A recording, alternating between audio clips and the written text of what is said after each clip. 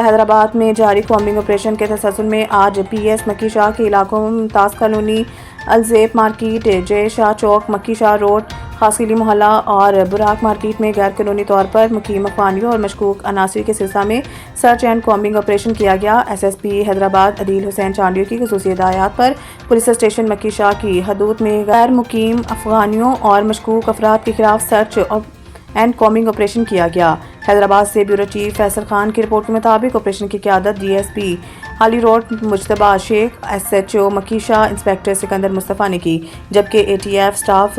تلاش device operator ladies staff اور D S P special branch Aamir Jafri بمار سٹاف بھی آپریشن میں شریک تھے۔ کومبنگ آپریشن کے دوران پولیس ٹیموں نے مختلف گھروں، ہوٹلوں اور مشکوک مقامات کی باریک بینی سے تلاشی لی۔ کل 116 افراد کو تلاش ایپ کے ذریعے بائیو